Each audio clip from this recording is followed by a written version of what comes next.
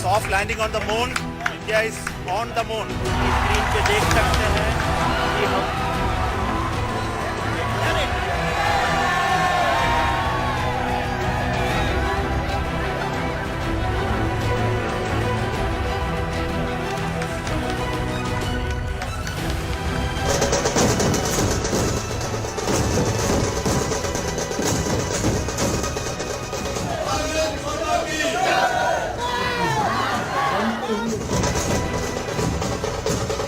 We became the first country to go to the near to the south pole of the moon.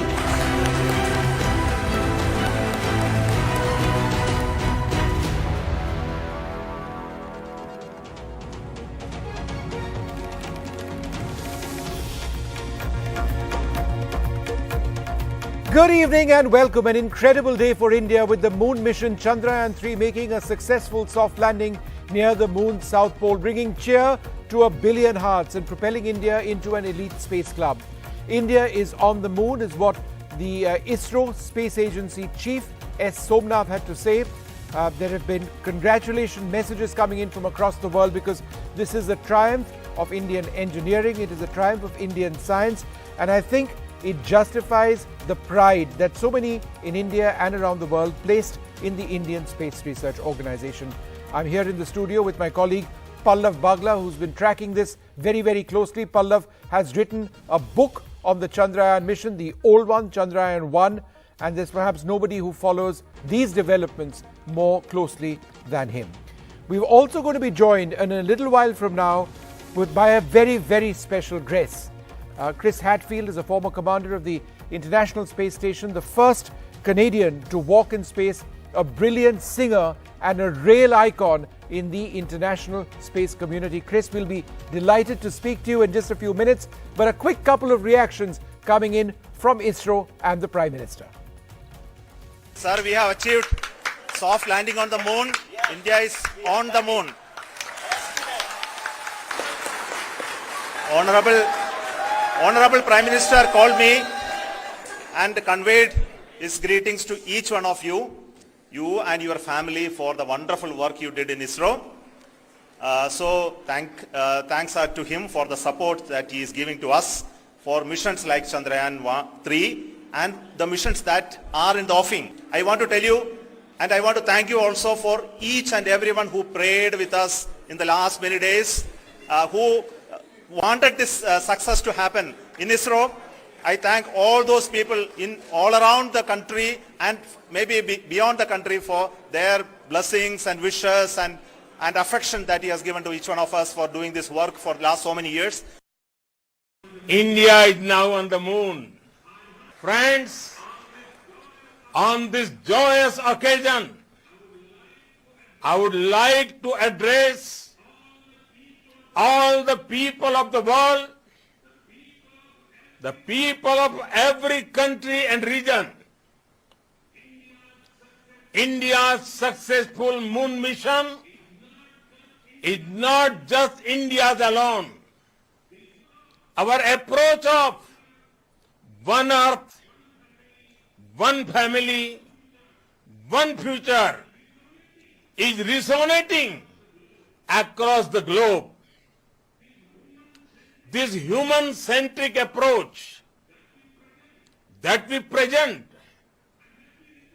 and that we represent has been welcomed universally.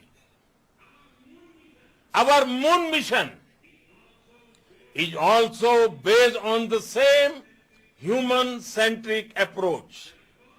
We can all aspire for the moon and beyond.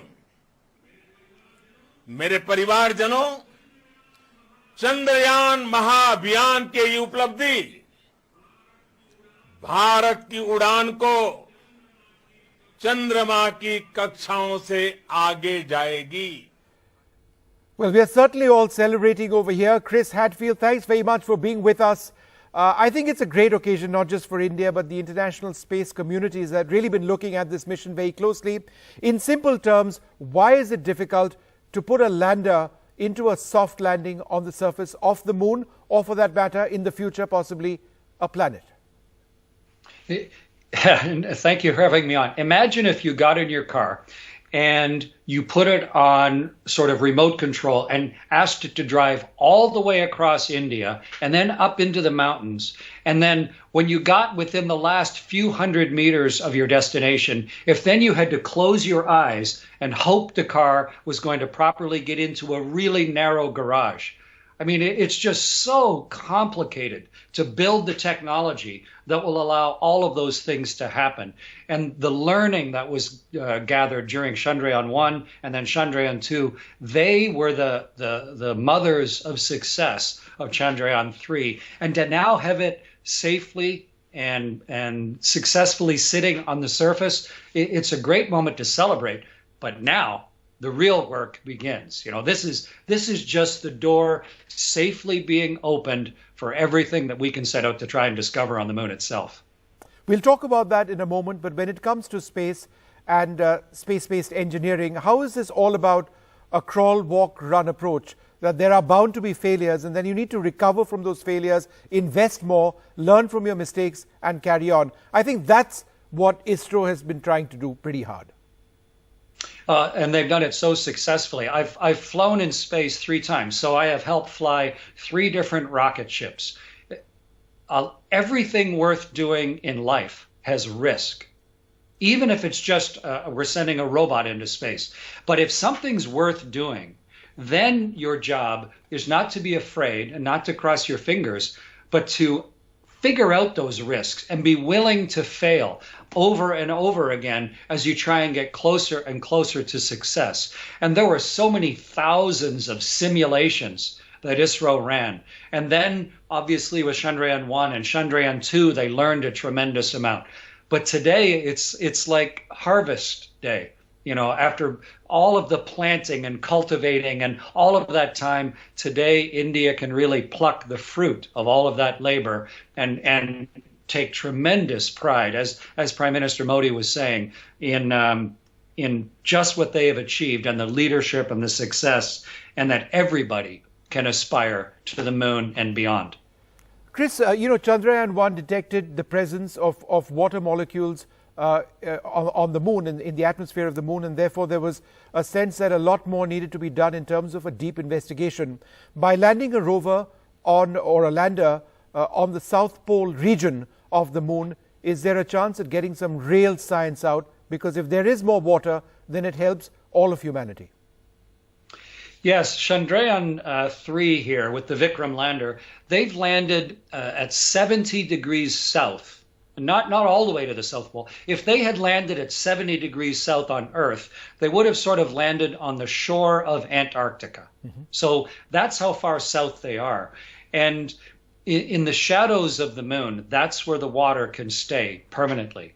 So as the little rover rides down its ramp and starts to go around and really test the actual soil, we've never been to this part of the moon before. No previous lander or rover has been this far south.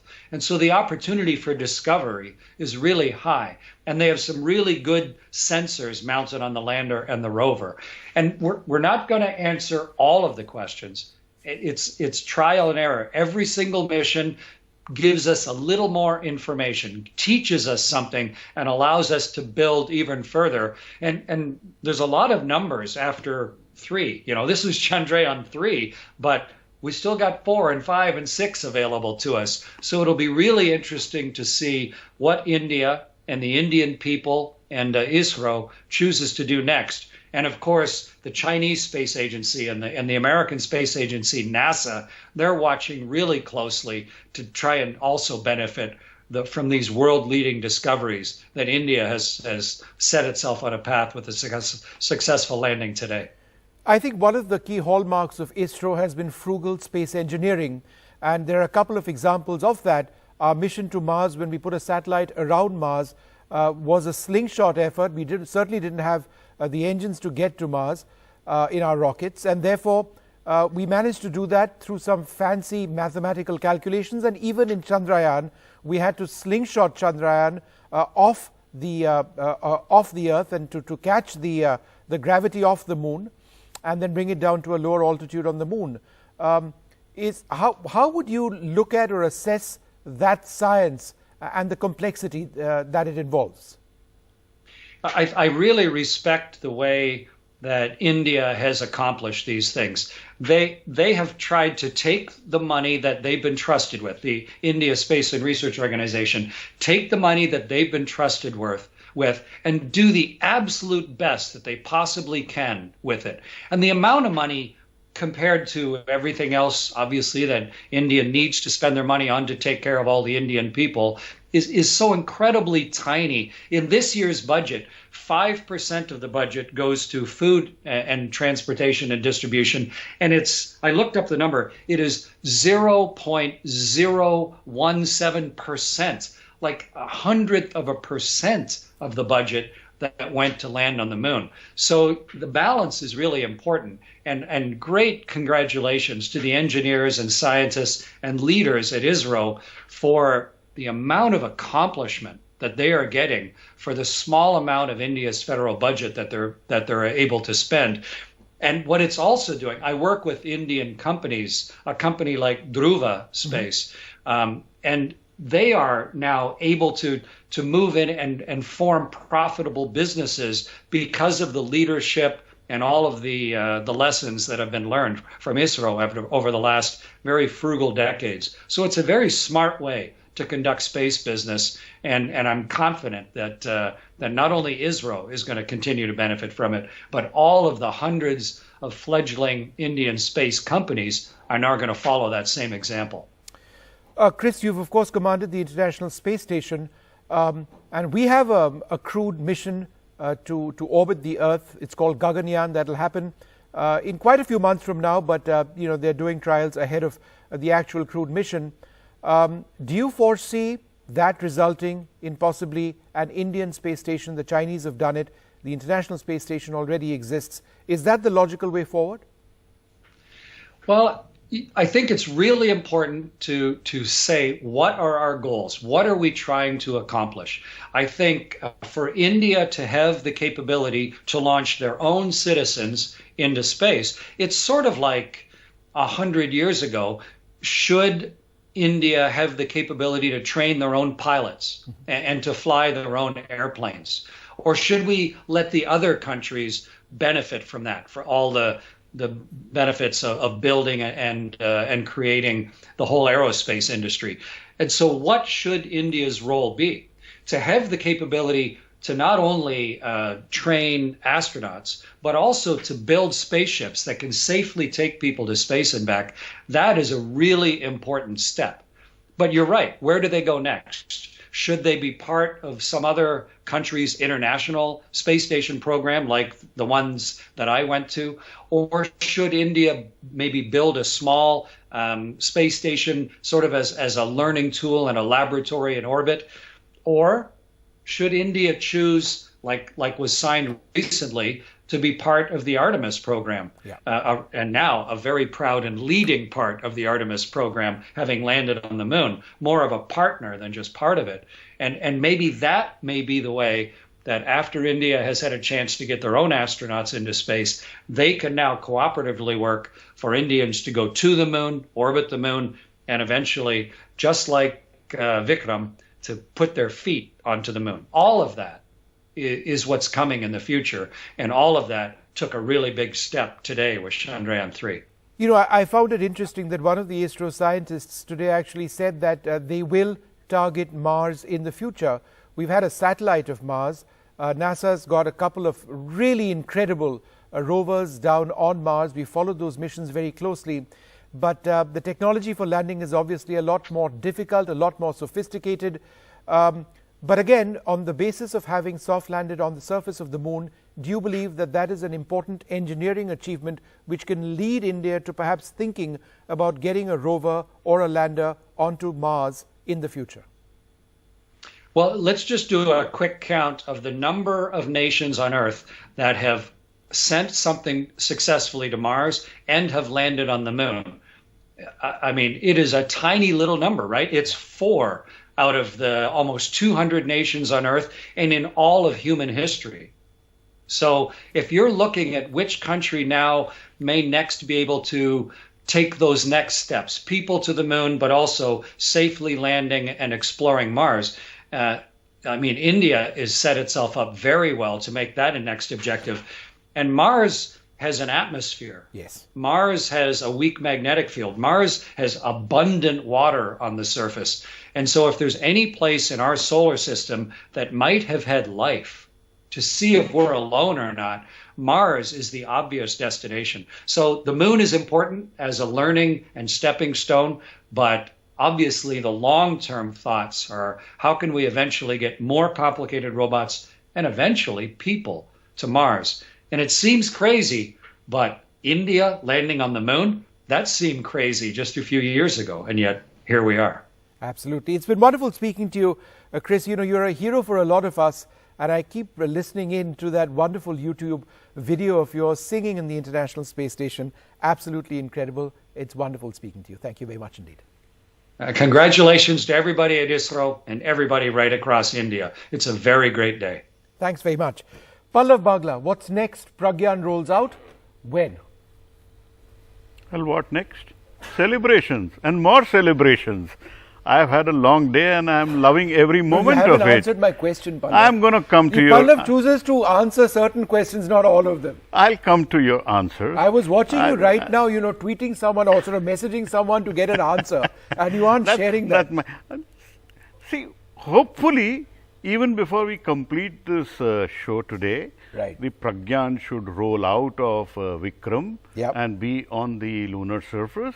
The testing is going on, and the moment we know that they are ready to roll it out, we will announce it. Yep. But it could happen before 10 o'clock, but it could happen later also. But let me add to what Chris said to bring in a little perspective for India on what Chandrayaan 3 means for India and for the world. See, it's a very frugal mission, less than 700 crores, less than the cost of a Boeing 737-800 plane. Yeah. Air India has buying more than 400 of those planes. And today we have the big Hollywood blockbuster, Oppenheimer, that has cost about $100 million. What has Chandrayaan cost? $75 million. Oh, we are talking of frugal engineering. And when Mr. Chris Hadfield speaks about India and Artemis Accords, India is going to be doing that with equal partnership. America needs India equally in Artemis as India needs to be part of Artemis. They can't get such low-cost hardware and software anywhere else in the world. Right. So during Artemis program, India would be a very big partner. And just Look forward to it. For the benefit of our viewers, the Artemis Accords, which India have signed when the Prime Minister was there in the US a couple of months back, aims to focus on the peaceful use of space. And that's what India's goal is right now, to work with other partner nations, the peaceful use of space, and, you know, build up the collaborations which already exist. Dr. N. Vedachalam, Founder Director, ISRO Inertial Systems Unit and a former Director of the Liquid Propulsion Systems Center, joins us. Shomak Roy Chaudhary, former Director of the Inter-University Center for Astronomy and Vice Chancellor at Ashoka University, with us as well. Annapurni Subramaniam, Director at the Indian Institute of Astrophysics. Dr. P.V. Venkatakrishnan, former Director Materials and Rocket Manufacturing at ISRO as well. So as you can see, we've got some of the best minds as far as space is concerned in this, in India. Shomak Roy Chaudhary, what in your mind was the toughest element of getting that lander onto the surface of the moon? Well, two things. One is the get over the failure last time. And of course, well, thank you very much for getting Chris Hadfield on the show. He's a hero of mine. But he also said that what the failure was actually the stepping stone to success this time. And so getting over that was a big thing. And there was a lot of minds that came together. And ISRO took the help of a lot of people who looked at the various aspects of what went wrong last time. So that's one thing. And the second thing, of course, after people discovered what went wrong, one of the major things that it was very clear was that the choice of the place where it would land was a very important element. So the thing had to be redesigned such that a lot of the decision had to be taken in the last stage, on the lander itself. So as you saw, the lander hovered around a much larger area than last time, and then figured out the terrain, because as we know, the far side of the moon, there aren't too many plain areas. There are a lot of craters and lot of rocky areas and high mountains and stuff. So you really had to find the right place to land. And so you saw a little bit of AI working at the last end, where the high resolution images, the lander had to figure out where to land. That was, I think, one of the absolutely nail-biting moments in the end, but also one of the big achievements of this the last bit of this mission, which actually was successful. Dr. Vedachalam, would you like to speak about that? Because I do believe that in just the seconds prior to the soft landing, there was a small correction. It was done by Vikram itself before that perfect soft landing on the surface of the moon. There was a great deal of artificial intelligence associated with the Vikram lander. Yeah, first of all, so let me join with NDTV in congratulating Team ISRO for this grand success, and it has brought pride to our beloved nation. The primary concern we had in the previous mission was a small error we encountered, but then we went through a meticulous design review in all respect, and also went through extensive modeling and simulation backed by helicopter experiments. So we created artificial moon surfaces, contrast and everything in the Karnataka district, Chitradurga, and evaluated the total integrated multi-sensor system. Normally, all of you are aware, in the earth, even in the cities now, you use a GPS for moving one place to other. When you go to near the moon, there is no GPS, no AID. You have to rely purely on your own present position, velocity, and direction. The only support we can get for the instrument on board is the direction derived from the star sensors, and based on the first magnitude stars, we have the ephemeris. So what we have done is a perfect position, velocity, and direction instrument, which is a world class. Nobody can question the accuracy. I just want to mention here, 1970, when Dr. Vikram Sarabhai took me to MIT and told me, do not keep the specification of the instrument that we are going to make for the SLV-3. Keep your mind and goal to land on the moon. What should be the instrument? Keep that one. I am proud to say today, the people in ISRO have demonstrated the real capability of ISRO's design and development of most advanced inertial navigation system, which has perfectly landed on the moon. The imagination of Sarabhai has been made the realization today. Now, when you put a navigation system, it has got small errors, but you have to aid it by imaging the surface of the earth. Any lateral motion, you have to reduce the horizontal velocity and vertically come down. And you look at the two important systems which has worked perfectly is the navigation system, which knows where it is with respect to the target, and reaching the vertical position, gently land down. And it is aided by a radio altimeter, it is aided by a laser altitude meter, but primarily there is one inertial navigation system with multi-sensor aiding.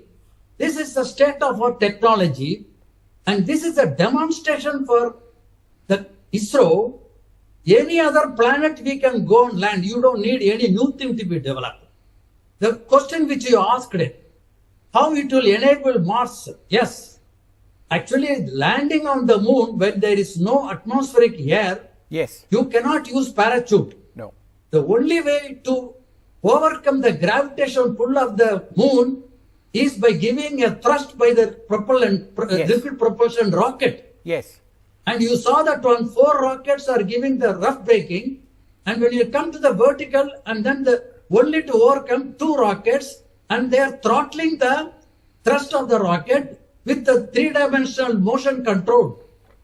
So the liquid propulsion and the navigation system with aided by radio altimeter and optical sinks is a world-class achievement. Absolutely. And Dr. Venkatachalam, as we keep talking about this, what I thought we'd do is talk about India's moon stars. All of our guests on this panel, including my friend Pallav, are extremely accomplished. But I thought we need to focus on some of ISRO's moon stars. So we've got them listed. Pallav has told me a little bit about the key members. S. Somnath, chairman of ISRO. He's a rocket man and aerospace engineer. He helped design and launch the Mark III rocket. Remember, and Pallav, without that rocket, we wouldn't have Chandrayaan. We're talking about the end stage, but the beginning stage wouldn't have happened at all. That's what Mr. Somnath said post-success of Vikram lander. Yeah, he spoke about the rocket. The critical thing was liftoff. So he's also acted in a Sanskrit film, Yanam. Dr. Unikrishnan Nair S., director of the Vikram Sarabhai Space Centre, heads India's premier rocket research facility, heads efforts to send an astronaut to space, in other words, the Gaganyaan mission, and writes short stories as well. Veera Muthuvel P., project director of Chandrayaan 3, responsible for every aspect of Chandrayaan 3, rectified mistakes made on the Vikram lander that crashed into the moon in 2019, and man, were those mistakes fixed. Absolutely, absolutely. Kalpana K., Deputy Project Director, Chandrayaan 3, the engineer who motivated the Chandrayaan team to keep working through COVID. She is a satellite expert. M. Vanitha, Deputy Director of the U.R. Rao Satellite Centre and Electronic Systems Engineer, India's first woman to lead a lunar mission. She was a key part of this mission, and besides space and engineering and all of that, she loves to garden as well.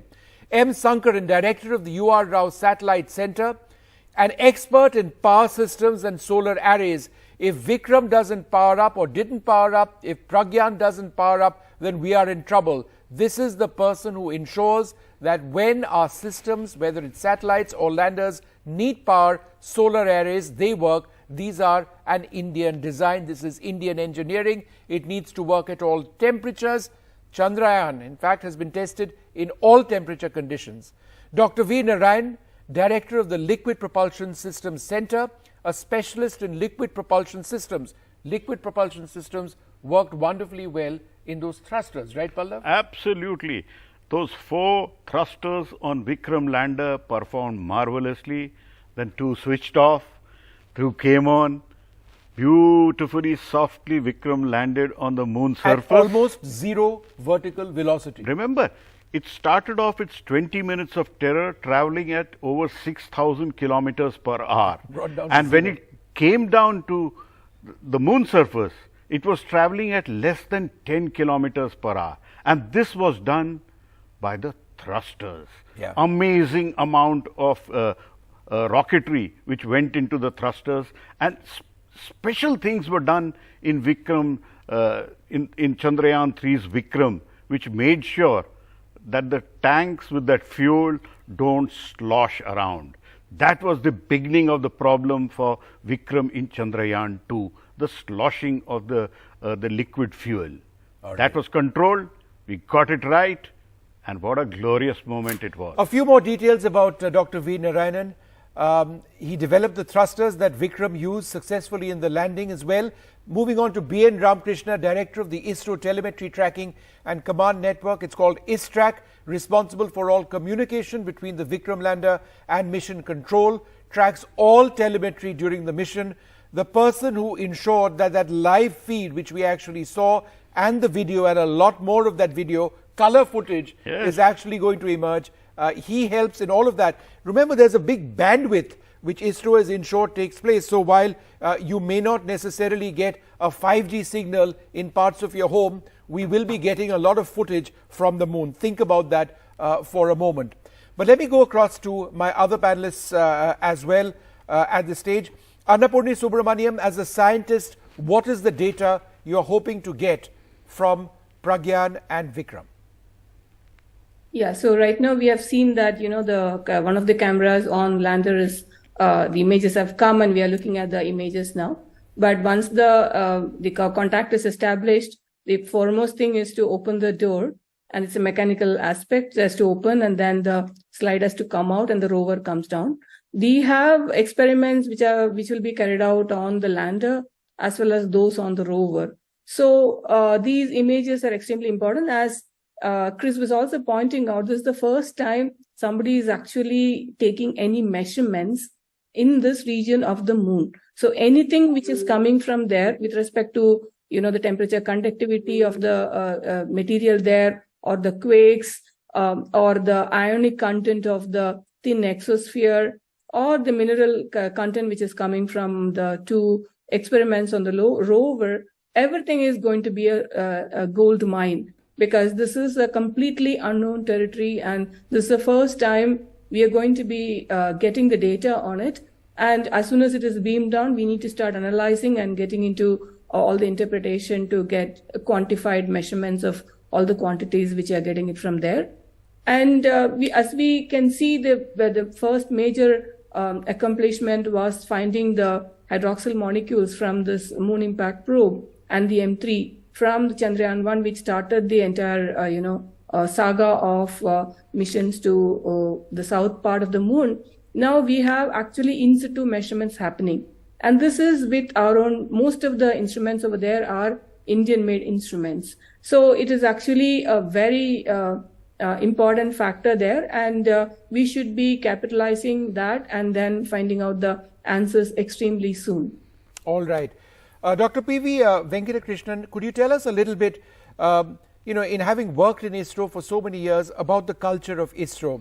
There's a culture of learning, there is a culture of equal opportunity, and there is a culture of learning from one's mistakes. Could you tell us a little bit about how that is actually what ISRO is all about? Yeah, it was resounding in the speech of Dr. Somnath today itself that he mentioned that this is not an effort of just a few engineers who are working right now or scientists. Told it's a generation's effort actually. He has given tribute to people who have worked in this area for quite a long time. See, Chandrayaan, if you really see, Chandrayaan 3 success owes much to Chandrayaan 1 itself.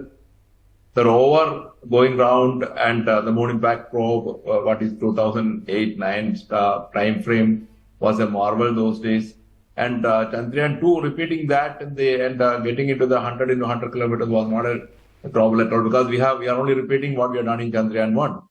So what was new in Chandrayaan 2 was actually soft landing, and we just missed it by a whisker the last minute. So we had the Chandrayaan 1 experience of reaching there. Third time we are just going to the 100 to 100 kilometer orbit. And so there was not question of making a mistake there, because we are well tuned to that, well rehearsed in 2 times before this. So all these things were available to us handy from the experience of the people who have been contributed for all the missions.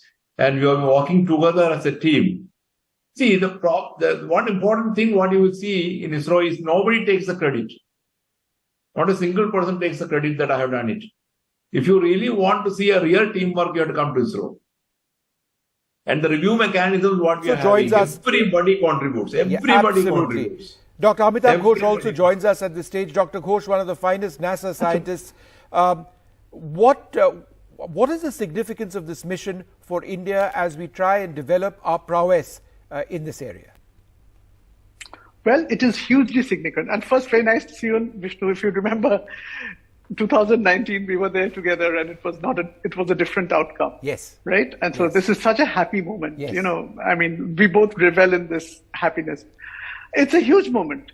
See, this frontier of space, as you follow it very well. So there are a lot of commercial players trying to get in. Yeah. A lot of new countries trying to get in, and it's not that easy. So Israel they're a major technological power. They didn't succeed. The Japanese mission did not succeed. Russia was very, very capable, and they were the first in the game. They didn't succeed. So it's a very big deal. And going forward, there will be many more players who will come into this fora. There will be many commercial players. The moon will become interesting. There will be perhaps something like a space station on the moon at some point in the next 10 years. So this is really a very big step. And the other thing is, I think that simply the image of India as a superpower in technology perhaps got a huge boost. So it is, see, there are a lot of European countries, Britain, etc., this is still very hard. I still remember, in 2004, the Beagle lander crashed on Mars. So this is really a very difficult step. I mean, let's not make any mistake about it. So to be in that platform is completely a very different stature here. And in just the last couple of minutes, ISRO has been sending out fantastic images. In fact, there's an image of the probe just after it's landed. We're going to take a short break and we're going to be flashing these images from ISRO, and in a little while from now we expect the Pragyan rover to emerge. The exact time we don't know as yet, but we'll broadcast those images I was talking about. You've got one up on your screen, but more coming up. Stay tuned.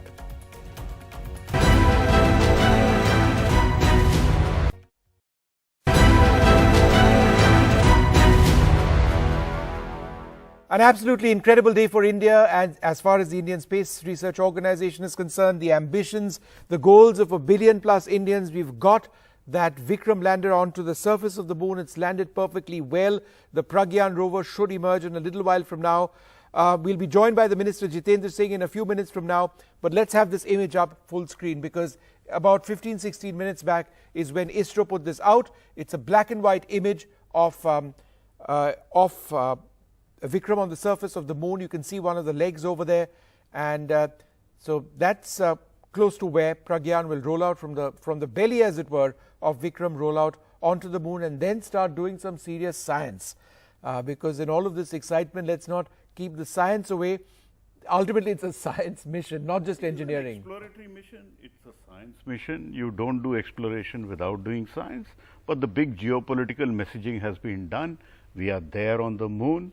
Now the rest of the things are science which will happen by and by, and I'm sure we'll get some incredible scientific research papers out of this particular mission. Yeah, it's a 14-day mission. It's a 14 Earth day mission where the Pragyan and Vikram are powered by solar power, so they will last that long. If they last the overnight lunar day. Mangalyaan we thought would last for a fraction of the period, and then Mangalyaan kept sending us pictures. That is true. That is true. That is how life is.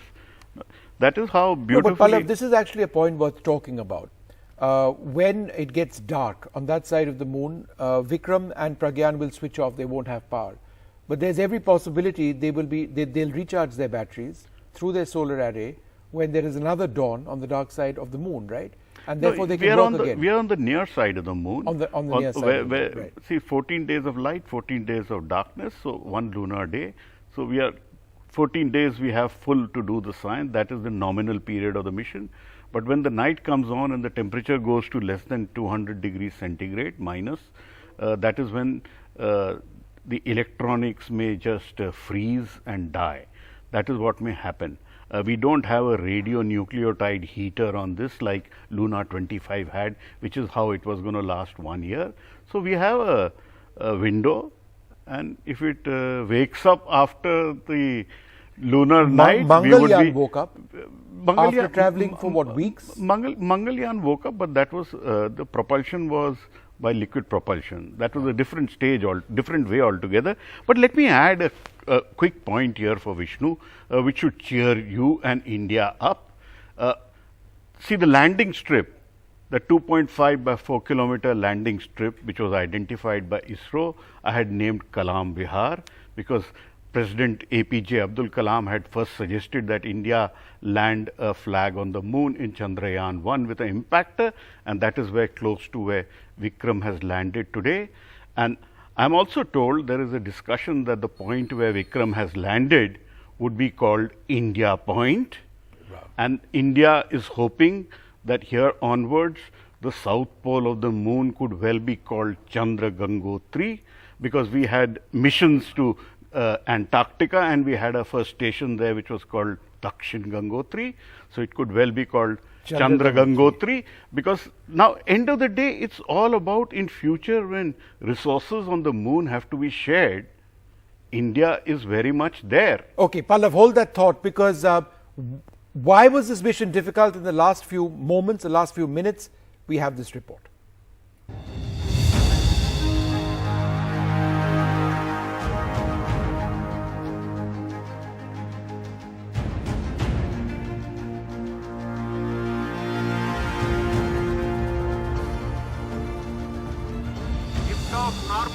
Here we have a majestic liftoff of LTM-3 M4 rocket carrying India's prestigious Chandrayaan 3 spacecraft.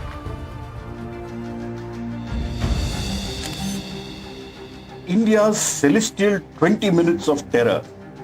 India will go through a nail-biting 20 minutes of terror or a T20 finish.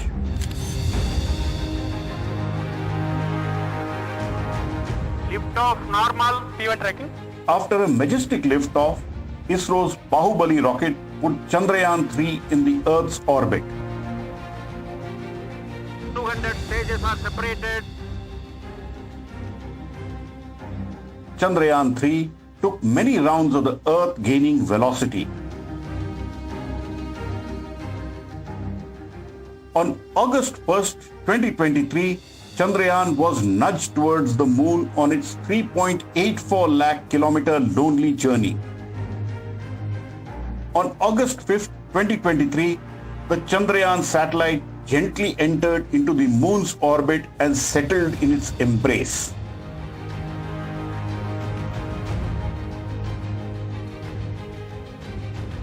In a crucial maneuver, the propulsion module and the Vikram lander with the Pragyan rover separated on August 17, 2023, when the satellite was in a 153 km by 163 km orbit.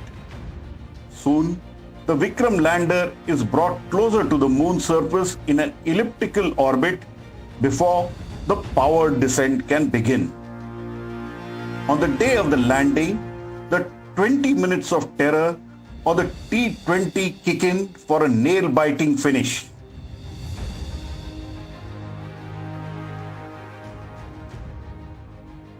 In the powered descent, the Vikram starts hurtling down towards the moon's surface at a velocity of 1.68 kilometers per second, which is nearly 6,048 kilometers per hour, almost 10 times the velocity of an airplane. Vikram is now slowing down with all 4 engines firing, but the lander is still almost horizontal to the surface of the moon. It then touches down on the lunar surface with just 2 engines firing, and the legs have been designed to take a maximum impact of 3 meters per second or about 10.8 kilometers per hour. Once the sensors on the legs feel the surface, the engines are shut down and the 20 minutes of terror are over. India's flag reaches the moon surface.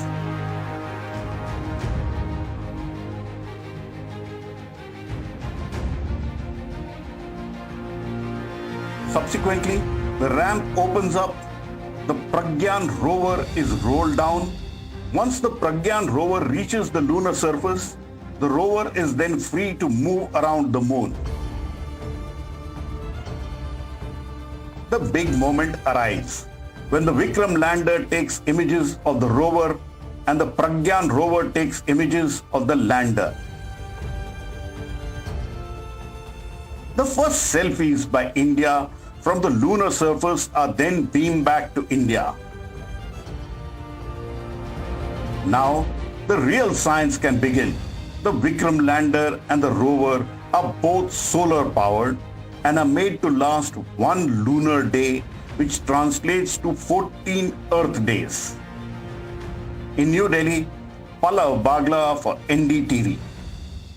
So full expectation anytime now that Pragyan, the rover, is going to start coming out. In fact, that process may have started. We'll try and bring you images when we get them. But joining us now, a very special guest, the Minister Jitendra Singh. Sir, thanks very much for being with us. I think we're all overjoyed about today. Can you share your thoughts on the last few minutes before Vikram soft landed on the moon? Absolutely. And those who are familiar with the sequence of these missions, and those who have been closely associated would appreciate, particularly the last few moments, the last few minutes, because you see, when this ship arrives at about 300 kilometers, suddenly the two of the engines are stopped down, and the speed goes down from about 6,000 kilometers down gradually up to 200 kilometers per hour. So that's a huge, difference happening within a few minutes. And accordingly, at the same time, it also starts changing its position from horizontal to vertical. And the last 150 or 50 meters are more critical, because then the control from the ground is lost. We leave it to the wisdom of Vikram to decide what is to do. So these are the very crucial moments, because the entire decision making is dependent on the signals obtained from the sensors, the cameras fitted over there. And just like when you are landing in an aircraft, the pilot finally says, crew prepare landing. Here it is go or no go. So in the last few meters, maybe 50 meters, the Vikram on its own decides where precisely that 4 kilometer area is the appropriate point for him. And in case something goes wrong and it fails to negotiate that in a given span of time, then it's put off to the next possible date, and that's called no-go. So these are some of the moments which are very sensitively watched, but as you rightly mentioned, not a single signal carried any contradiction or any confusion, and it went off so smoothly. I mean, it was absolutely automated. And that's because the design was different, the structure was different, even the software used this time was much more improvised compared to the earlier missions. Sir, the legacy to learn and to fix errors and to move on seems to be a hallmark of ISRO. Chandrayaan 2 didn't work out the way we wanted to, but they've learned from that mistake. I think that's what makes a great organization. I agree with you. And to add to what you are saying, so see, this is a huge legacy which has been very painstakingly cultivated, beginning from the founding father Vikram Sarabhai, who had everything at his command: the talent, the commitment, the capacity to put in hard work, but was devoid of resources, and would not mind carrying the launcher on the carriage of his bicycle. So much of dignity of labor. And even today, that legacy continues. In Sriharikota, nobody superannuates. That's what I say in lighter way to all the scientist friends over there. Even after retirement, they are there. Even if you see, minutely, if you see carefully today's mission, you had all the former chairmen sitting over there. You had all the former retired scientists sitting there. So they own up the missions for a lifetime, and they remain associated with them out of commitment. And then they follow an SOP, which is the best blend of Indian tradition and the most updated modern science. For example, before and after every mission, there is a pilgrimage obeisance paid at Tirupati. Then soon after the mission is successful, they distribute a laddu, which has happened even today. So I think this is kind of a family kinship over there, which makes these missions a part of their life's objectives and life's goal, which is beyond the constraints of mere professional obligation. So that's what makes it different, and also gives them a superlative status in the world of space professionalism. So ultimately, though, this is all about the spirit of learning, and that is an inspiration to people well beyond ISRO, to young minds across the country. Scientific endeavor, as a nation, as we develop, that's so important. I think one of the most professionally developed cultures is in the space sector, as far as the science is concerned. And as you rightly said, the culture to learn is so infectious that even some of those bureaucrats who get posted there, they develop a natural instinct to be inquisitive about learning. And since for me, of course, I was part of the scientific fraternity even earlier, but even to me, to this day, you would have seen I was carrying a slip, and all the media persons were asking why this slip, because I had kept a timeline. At what time would be 300 meter, what time 150 meter. Even if I would get a doubt in the middle of night, I could call up, I would, just at the daybreak, I would call up the concerned scientist, find out, has this been checked? So the involvement is so much, and you don't have to prove oneself to the other. You have to collectively prove to the country that you can do it. You can make India proud. And I think that legacy began from the day Vikram Sarabhai, showed us this way. All right, sir, lovely to speak to you. Thanks very much indeed. We've got some breaking news coming in. The first image of the Pragyan rover. Let's have that up full screen, please. ISRO confirms that Pragyan, the rover, has starting to emerge from the belly of Vikram. It's not going to be racing down. It's going to take its own sweet time. It is a bit of a ramp. What is the degree, or is it a sharp incline? I don't know the exact degree, but it's less than 40 degrees ramp. But it's going to be a very slow pace. Yeah, it's going to be a very slow pace. 26 kilogram rover, and all 6 wheels are powered. Initially, when it is coming down, there is a cord which holds it, and then when it slowly comes down, the cord is released, and then the rover is free to move around on the surface. And that it is emerging now is not surprising, because I was told it will happen before 10 o'clock, and that is how it is happening. But we still need to await for confirmation, especially from either on the ISRO official page. This to us. And let's wait for the full video also to come out, which will be a beautiful moment for us to see. Yeah, but it's a lovely picture, isn't it? It is a beautiful picture where you can color see. We're getting color photography from the moon. Yes, one wheel of the rover can be seen, and we can see in the backdrop the leg of the Vikram lander. So it's a beautiful image, and you can see the moon surface.